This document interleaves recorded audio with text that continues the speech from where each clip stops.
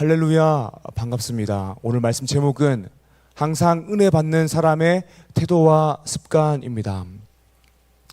메가스터디의 일타 강사 현우진 선생님이라고 있습니다. 이분이 자신의 학생 시절을 회상하면서 이렇게 이야기하더라고요. 내가 우리 반에서 우리 학교에서 공부를 제일 잘하는데 나보다 공부를 더 열심히 하는 사람이 없다라고 이야기했습니다. 생각해보면 공부를 못하는 사람이 더 열심히 해야 되고, 이미 공부를 잘하는 사람은 조금 노력을 덜 해도 되는데 이미 잘하는 사람이 공부도 더 열심히 하고 있었다라는 것입니다.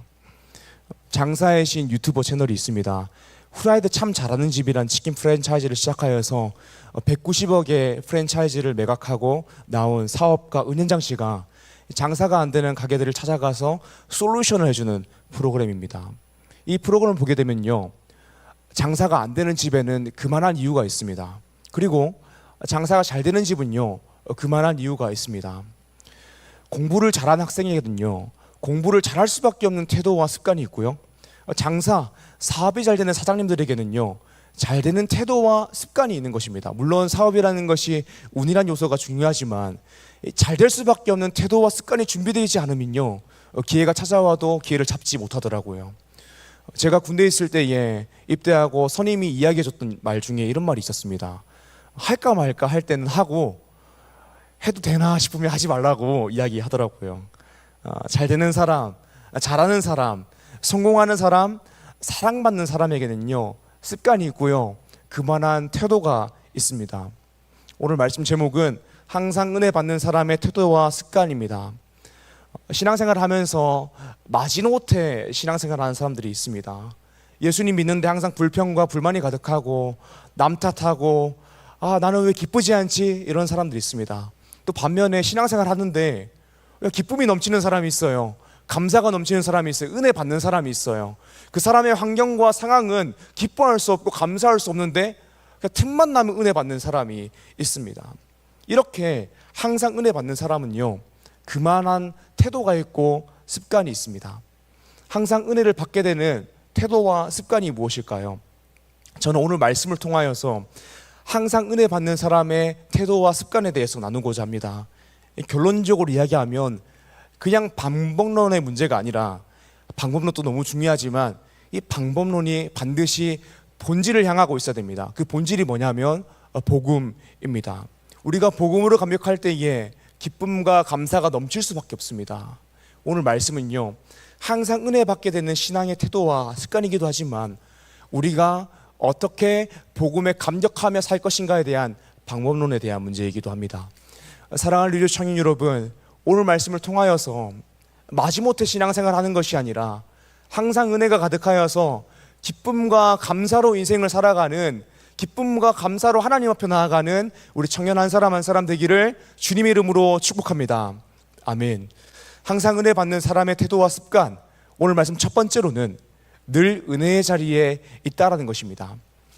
사도행전은요, 예수님의 십자가 사건, 부활, 승천 이후에 초대교회와 제자들을 통하여서 성령님께서 어떻게 역사하시는지를 기록한 책입니다. 그래서 사도행전은 성령이 굉장히 중요합니다. 제자들을 통한 성령의 사역이 언제부터 시작하냐면요, 오순절 마가의 다락방에서 제자들이 기도하고 있을 때에 성령이 임하면서 시작됩니다. 그리고 본격적으로 제자들과 초대교회를 통하여서 성령님이 어떻게 역사하시는지 내용들이 나오게 됩니다. 예수님께서 승천하시기 전에 제자들을 모아놓고 이렇게 명령을 주십니다. 사도행전 1장 4절에서 5절 말씀입니다. 제가 읽겠습니다. 사도와 함께 모이사 그들에게 분부하여 이르시되 예루살렘을 떠나지 말고 내게서 들은 바 아버지께서 약속하신 것을 기다리라. 요한은 물로 세례를 베풀었으나 너희는 몇 날이 못되어 성령으로 세례를 받으리라 하셨느니라. 아멘. 예수님께서 제자들에게, 예수님을 따르는 무리에게 명령을 주셨습니다. 이 명령이 무엇이냐면 예루살렘을 떠나지 말고 하나님 아버지께서 약속하신 성령을 기다리라고 말씀하십니다. 그리고 너희가 이 성령을 받으면 어떻게 되냐면 8절입니다. 오직 성령이 너에게 임하시면 너희가 권능을 받고 예루살렘과 온 유대와 사마리아와 땅끝까지 이르러 내 증인이 되리라 하시니라. 아멘. 예루살렘을 떠나지 말고 성령님을 기다리라. 그리고 성령님이 너에게 임하시면 너희가 권능을 받고 예루살렘과 온 유대와 사마리아와 땅끝까지 이르러 내 증인이 될 거야 라고 말씀하세요. 그리고 이 말씀을 마치시고 어떤 일이 일어나냐면 9절부터 11절입니다. 이 말씀을 마치시고 그들이 보는데 올려져 가시니 구름이 그를 가리어 보이지 않게 하더라. 올라가실 때에 제자들이 자세히 하늘을 쳐다보고 있는데 흰옷 입은 두 사람이 그들 곁에 서서 이르되 갈릴리 사람들아 어찌하여 서서 하늘을 쳐다보느냐. 너희 가운데서 하늘로 올려주신 이 예수는 하늘로 가심을 본 그대로 오시니라 하였느니라. 아멘. 예수님께서 명령을 하십니다. 예루살렘을 떠나지 말고 아버지께서 약속하신 성령을 기다리라. 그리고 성령님이 너희에게 임하시면 너희가 권능을 받아서 예루살렘과 온 유대와 사마리아 땅끝까지 이르러 내 증인이 될 것이야 라고 말씀하십니다. 그리고 그 말씀을 마치시고 승천하셨습니다. 그 말씀을 마치시고 승천하신 것입니다. 금요 윈집회도요, 홍은표 목사님이 말씀을 하셨지만 이 말씀을 마치시고 승천하시는 예수님을 바라보는 제자들의 심경이 어땠을까요? 말이 좋아 승천이지 예수님이 갑자기 그 말씀, 그 명령을 주시고 사라지신 것이거든요. 당황스러웠을 것입니다. 아마 당혹스러웠을 것입니다. 갑자기 우리의 정신적인 리더인, 영적인 리더인 예수님께서 사라지신 것입니다. 그때 이 말씀을 듣고 예수님께서 승천하신 것을 본 제자들은요, 11제자뿐만이 아니었습니다. 12제자 중에서 12제자들은요 제자들 중에서 제자인 것이고요, 예수님을 따르던 더 넓은 의미의 무리들, 제자들이 있었습니다. 그 사람들이 몇 명 정도 되었을까요? 고린도전서 15장 4절에서 6절인데요 제가 읽겠습니다.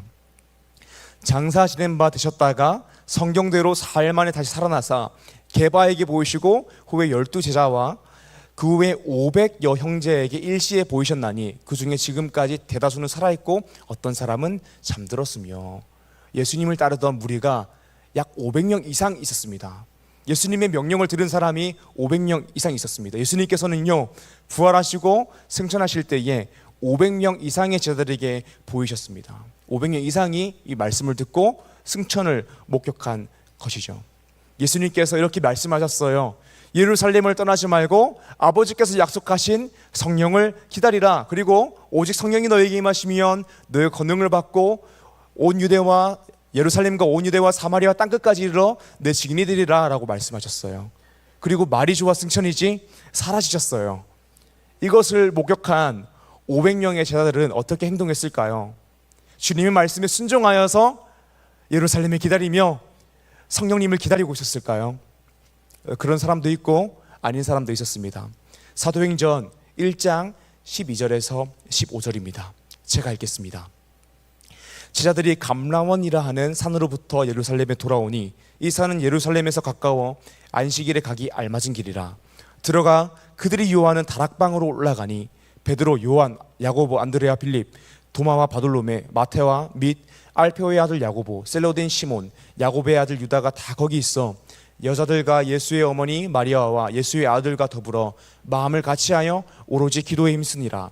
모인 무리의 수가 약 120명이나 되더라. 그때에 베드로가 그 형제들 가운데 일어서서 이르되 아멘. 제자들이 예수님의 말씀에 순종하여서 마가의 다락방에 모여서 기도에 힘쓰며 성령을 기다렸다라고 이야기합니다. 그런데 이상한 점은 예수님의 말씀을 들었던 사람은 500명이었는데 남아있던 사람은 120명이었습니다. 그리고 이 120명 사람을 통하여서 성령 세례를 받고 그 사람들을 통하여서 성령님의 사역이 시작된 것입니다.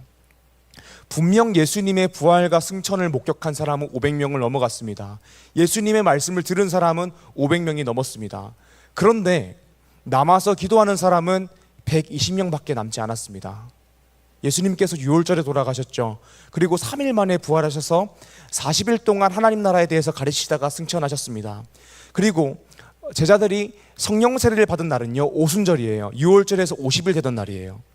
예수님이 승천하신 후 380명의 제자들은요 약 10일 동안만 기도하면 성령님을 받게 되는데, 성령 세례를 받게 되는데, 그리고 그들을 통하여 성령님께서 역사하실 것인데 그 10일을 기도하지 못하여서 성령 세례를 받지 못한 것입니다. 그 역사의 순간에 있지 못한 것입니다.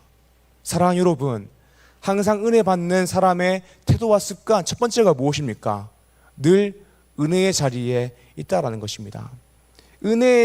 항상 은혜 받는 사람에게는요, 태도가 있고 습관이 있습니다. 그것은 은혜의 자리에 있는 것입니다. 예수님의 부활과 승천을 본 사람은요 500명이 넘었습니다. 예수님의 명령을 들었습니다. 예루살렘에 머물러서 주님께서 약속하신 성령 받기를 기다리라는 명령을 들었습니다. 그러나 예수님의 말씀에 순종하여서 기도의 자리에 남아서 성령님을 기다리던 사람은 120명밖에 되지 않았습니다. 갑자기 예수님께서 승천하셨을 때에, 사라지셨을 때에 500명 모두 다 당황스러웠을 것입니다. 남아있던, 기도의 자리에 남아있던 120명이라고 해서 당황스럽지 않고 혼란스럽지 않은 사람은 없었을 것입니다. 그런데 380명은 떠나갔고 남아있던 120명은요 자리를 지켰습니다. 기도했습니다. 은혜의 자리에 머물렀습니다. 그리고 성령 세례를 받았습니다. 하늘로부터 급하고 강한 바람 같은 소리가 들렸고 불의 혀가 갈라져서 각 사람 위에 임하는 것을 경험하였습니다. 모두 성령으로 충만하게 되었고 복음으로 감격하게 되었습니다. 은혜를 받았다라는 것입니다. 그들의 마음이 복음으로 감격하게 되었다라는 것입니다. 사랑하는 여러분, 은혜 받은 120명과 은혜 받지 못한 380명의 차이가 무엇입니까? 은혜의 자리에 머물렀느냐 떠나갔느냐, 이 차이입니다. 사랑하는 여러분, 항상 은혜 받는 사람의 특징은 내 상황이 혼란스러워도 은혜의 자리를 지킵니다. 오늘 마음이 어려워, 예배 드릴 마음이 아니야 라고 하면서 예배 빠지지 않습니다. 오히려 기도합니다. 나의 상황, 환경이 어떠함을 떠나서 그냥 은혜의 자리에 머무릅니다. 그리고 반드시 은혜를 받습니다. 인디언들이요 비가 올 때까지 기우제를 지낸대요. 인디언 기우제처럼요 은혜 받을 때까지 은혜의 자리에 있습니다. 마음에 하나님을 향한 사랑이 없어진 것 같고 하나님의 사랑이 느껴지지 않은 것 같은 순간에도요, 열정을 잃어버리고 방향을 잃은 것 같은 순간에도요, 은혜 받을 때까지 기도의 자리에 있어서 하나님의 사랑으로 채워지고 복음으로 감격하게 되는 것입니다. 은혜 받는 사람들의 태도와 습관입니다. 사랑하는 여러분, 아무 곳에서나 은혜 받을 수 있는 것이 아닙니다. 집에 앉아가지고 릴스, 쇼츠 보면서 은혜 받는 거 아닙니다. 다른 데 놀러 가가지고 은혜 받을 수 있는 거 아닙니다. 은혜 받을 수 있는 자리가 있습니다. 말씀의 자리, 기도의 자리, 찬양의 자리, 교제의 자리, 예배의 자리에 있어야지 은혜를 받는 것입니다. 은혜 받기 위해서는요 은혜의 자리에 나아가야 되는 것입니다. 머물러야 되는 것입니다. 500명의 제자가 모두 예수님의 명령을 듣고 부활을 보고 승천을 목격했지만 남아있던 사람들은 120명이었습니다. 이들만 뜨거운 은혜를 누리게 되었습니다. 사랑하는 여러분, 여러분들은요 어떻게 살아가시겠습니까? 은혜의 자리에 있겠습니까? 아니면 내가 은혜 받을 수 있을 때 은혜 받겠다 하면서 은혜 자리를 떠나시겠습니까?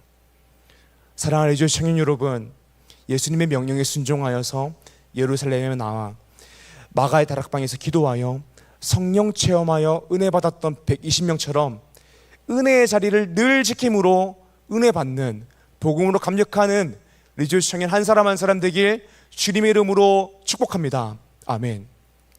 항상 은혜 받는 사람들의 태도와 습관, 첫 번째가 은혜의 자리에 머무른다, 은혜의 자리를 지킨다라는 것이었습니다.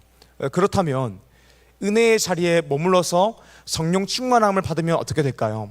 오늘 말씀 두 번째입니다. 말씀 두 번째로는 내가 죄인임을 깨닫고 묵상함으로 십자가 은혜를 누리게 됩니다. 항상 은혜 받는 사람의 태도와 습관이 무엇입니까? 또 우리가 성령 충만함을 받으면 어떻게 될까요? 내가 죄인임을 깨닫게 됩니다. 내 안에 부패함을 깨닫게 됩니다.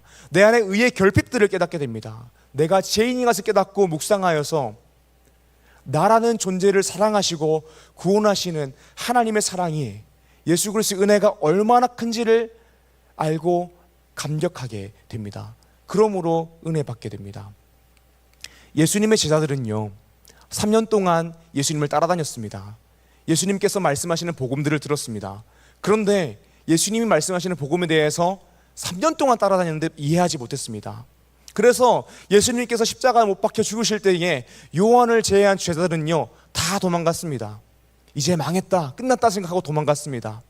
예수님께서 부활하신 이후에도 여전히 하나님 나라가 하나님의 통치로 일하는 것이 아니라 정치적으로 우리를 로마의 압제에서 구원해 줄 거라고 생각했습니다. 복음에 대해서 전혀 이해하지 못했던 것이죠. 하나님 나라에 대해서 이해하지 못했던 것입니다. 그런데요 오늘 말씀 본문 오순절 마가의 다락방에서 성령 세례를 받은 이후에 모두 다 복음에 대해서 이해하게 되었습니다. 베드로는요, 그 전에 복음에 대해서 이해하지 못했거든요. 성령 세례 받고 나서 복음에 대해서 이해하게 되었습니다. 왜냐하면 성령님의 사역이 무엇이냐면, 성령님께서 우리 마음 가운데 찾아오시면 어떤 일이 일어나냐면 내가 죄인임을 깨닫고 예수 그리스도의 십자가가 드러나는 것이기 때문입니다. 그중 가장 큰 변화가 무엇이냐면, 내가 죄인임을 깨닫고 예수님께서 나의 죄의 문제를 치르시기 위해 십자가에 죽으시고 다시 사셨다는 것을 깨닫게 되는 것입니다. 그래서 베드로는 성령 세례를 받고 성령으로 충만하여서 이렇게 설교합니다.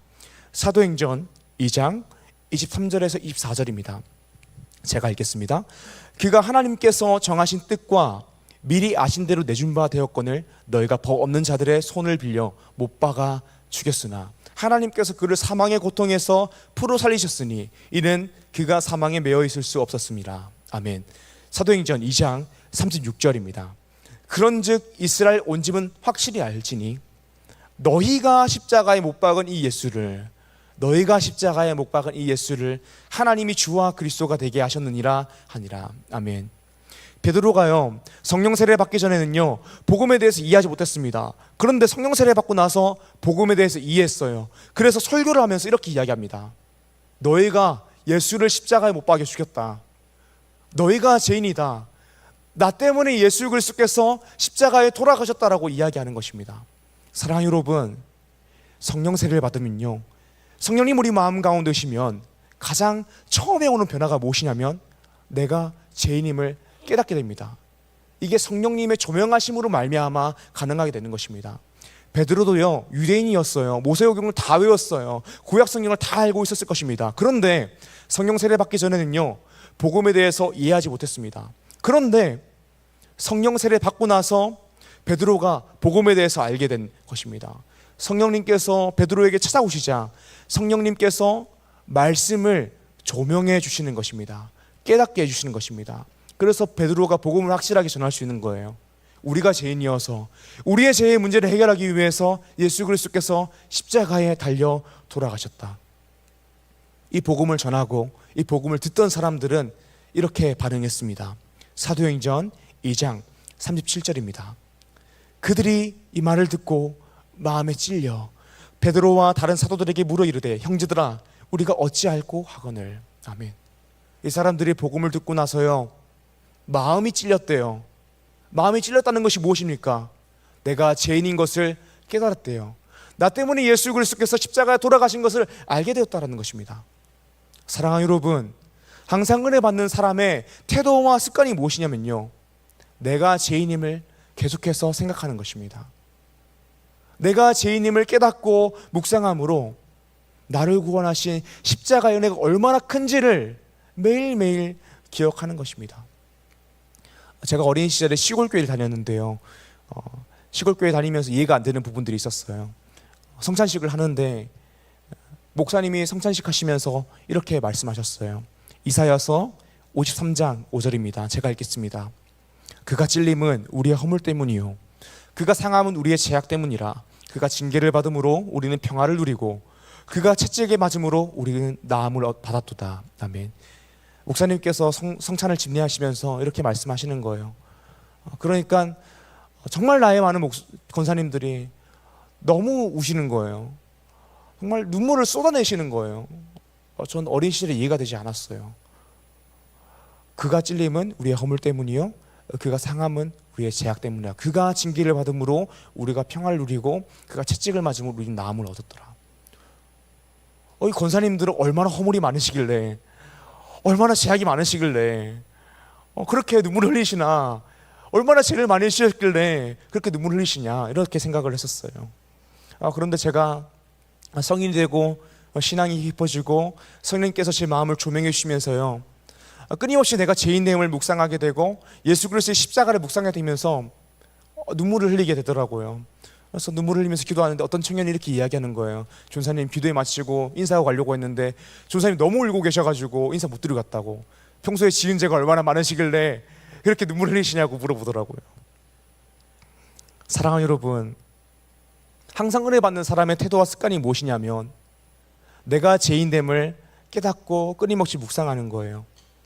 내가 예수 믿는 것이 나의 의가 아니라 하나님께서 무조건적으로 선택하여 주시고 그 은혜가 불가항력적이라는 것을 깨닫는 것입니다. 구원파란 이단이 있어요. 구원파란 이단은 끊임없이 내가 예수 믿고 구원받았으면 의인이라고 이야기합니다. 앞으로 내가 무슨 죄를 지어도 구원받는다라고 이야기하면서 말씀대로 사는 삶을 없애버립니다. 성화의 삶을 없애버려요. 천주교는 이렇게 이야기합니다. 믿음으로 의롭다 칭함을 받는 칭의, 우리가 의롭다 칭함을 받는 것은 믿음으로 의롭다 칭함을 받는 것이죠. 이 칭의와 거룩한 삶으로 살아가는 성화를 구분하지 않습니다. 그래서 믿음만으로 구원받을 수 없다라고 이야기합니다. 행동이 따라든다, 행위가 따라든다라고 이야기합니다. 칭의와 성화를 섞어버리는 것이죠. 그런데 개신교 개혁신앙에서는 어떻게 이야기하냐면 우리의 정체성을 죄인인 동시에 의인이라고 이야기합니다. 내가 구원받을 수 없는 죄인이지만 하나님의 은혜로 예수 그리스도를 믿어서 의롭다 칭함을 받았다라고 이야기합니다. 우리는 믿음으로 은혜로서 의롭다 칭함을 받은 존재입니다. 의인입니다. 그렇다고 해서 우리의 모든 본성이 앞으로 다 선해졌다라고 이야기하지도 않습니다. 그러므로 의롭다 칭함을 받은 칭의 의외에 성화의 삶을 살아가야 된다. 예수 그리스도의 말씀대로 살아가야 된다. 점점 더 거룩해야 된다고 이야기합니다. 칭의와 성화를 구별해서 이야기하는 것이죠. 이것이 무엇이냐면, 성령 충만한 사람의 특징이 무엇이냐면, 내가 죄인임을 알고 나를 구원하신 하나님의 사랑, 예수 그리스도 은혜에 감격하는 것입니다. 성령 충만하면 성령 충만할수록 내가 얼마나 부패했는지, 타락했는지, 내 안에 얼마나 의를 행할 능력이 없는지를 깨닫게 되며 그리스도의 은혜에 감격하고 성령님의 도우심을 구하게 되는 것입니다. 우리가 실제로 악하게 살아서 죄인임을 깨닫는다라는 것이 아닙니다. 구원받을 수 없는, 절대로 의인이라 불릴 수 없는 내 안의 본성을 매일매일 목격함으로, 그리고 그런 부패한 본성에도 불구하고 나를 구원하시는 하나님의 은혜에 감격하게 되는 것입니다. 그리고 성화의 삶도 예수님 말씀대로 살아가는 것도 나의 힘으로 할 수 없음을 고백함으로 겸손하게 성령님의 도우심을 구하는 것입니다. 그래서 신앙 좋은 사람은 겸손합니다. 신앙 좋은 사람은 절대로 이렇게 이야기하지 않습니다. 내가 얼마나 신앙이 좋고 신앙이 명문가정에서 났고 내가 성경을 몇 장 읽었고 몇 독했고 제자훈련을 언제 받았고 기도를 몇 시간 했고 어떤 선한 일을 했으며 어떤 은사가 있다, 이런 것들을 드러내며 자랑하지 않습니다. 신앙이 좋은 사람들은요, 성령 충만한 사람은요, 세상에서 손가락질을 받는 정말 지독한 범죄자를 보면서도 내가 외적인 행위로서 저 짓을 하지 않았을 뿐이지 내 마음이 부패한 것은 저 사람과 다르지 않다. 나는 그만큼 죄인이다. 나는 구원자가 필요한 죄인이다라고 이야기하며 그리스도의 십자가를 바라봅니다. 사랑하는 리조의 청년 여러분, 우리에게는 이런 습관이 필요합니다. 이런 태도가 필요합니다. 내가 죄인임을 깨달아야 됩니다. 나는 구제불능이라는 것을 깨달아야 됩니다. 나에게 구원자가 없으면 나의 인생에 소망이 없음을 깨달아야 됩니다. 그리고 나를 구원하신 예수 그리스도의 십자가를 바라봐야 됩니다. 그렇게 바라보면 우리 인생에 은혜가 가득할 줄 믿습니다. 우리가 끊임없이 나를 드러내고 내가 얼마나 교회를 위해서 수고했고 고생했고 만을 했는지 드러내는 것은요, 자기의 의가 가득하기 때문입니다. 은혜 받는 사람의 태도와 습관은 내가 나 된 것은 그리스도의 은혜다라고 고백하며 나를 위해, 나를 높이기 위해, 나를 드러내기 위해 인생을 살아가는 것이 아니라 나의 인생의 주인은 하나님이십니다 고백하며 하나님을 위해 인생을 살아갑니다. 사랑하는 여러분, 저는 우리 리조스 청년부가 그런 청년부가 되길 원합니다. 은혜의 자리에 항상 앉아있고 은혜의 자리에서 항상 기도하며 찬양하고 말씀 듣길 원합니다. 내가 죄인임을 깨닫고 묵상하고 십자가의 은혜에 감격하길 소망합니다. 그럴 때에 우리가 성령으로 충만하여서 권능을 받아 예루살렘과 온 유대와 사마리아 땅끝까지 이르러 증인이 될 줄 믿습니다. 증인으로 살아가겠습니다가 아니라 증인이 될 줄 믿습니다. 사랑하는 리조 청년 여러분, 금토일 수련회가 은혜 받는 은혜의 자리가 될 것입니다. 그리고 우리가 언제 은혜를 받느냐면요, 복음을 들어야 은혜를 받습니다. 복음을 들을 때 가장 우리에게 처음 오는 반응이 뭐냐면요, 복음을 듣고 회심할 때 처음 오는 반응이 뭐냐면요, 내가 죄인임을 아는 것입니다. 내가 부패했음을 아는 것입니다. 수치심을 느끼는 것입니다. 내 안에 선을 행할 능력이 없음을 알게 되는 것입니다. 우리가 복음을 들음으로 말미암아서 나의 전적인 타락, 그리고 그런 나를 구원하신 예수 그리스도의 은혜, 하나님의 불가항력적인 은혜를 깨닫고 은혜를 누리게 될 줄 믿습니다. 사랑하는 여러분, 수련회 정말 은혜가 될 것입니다. 저는 확신합니다. 하나님의 크고 깊고 놀라운 사랑을 깨닫고 감격하는 시간이 될 것입니다. 참여할 때에, 은혜의 자리에 있을 때에 이런 은혜를 받을 수 있습니다. 어떤 분들은, 신앙생활 좀 하신 분들 중에서 어떤 분들이 이렇게 이야기할 수 있어요. 내 신앙생활은 내가 알아서 하는 거고 나는 언제든지 내가 원할 때에 은혜 받을 수 있습니다. 지금은 제가 은혜 막 충만하지 않지만 내가 나의 의지를 가지고 언제든지 은혜를 받을 수 있습니다. 전혀 그렇지 않습니다. 내가 은혜 받고 싶을 때에 언제든지 은혜 받고 그런 거 아닙니다. 은혜 받는 거 쉽지 않습니다. 은혜의 자리에 나아갈 때 은혜 받을 수 있습니다. 더 원하옵기는 신앙의 공동체에 들어오십시오.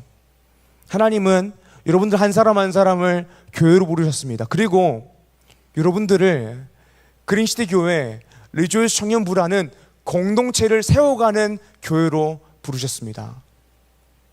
우리를 그린시티 교회로 부르셔서 지금은 불완전한 교회지만 불완전한 속에서 점점 완전함을 지향해 나아가는 교회로 부르셨습니다.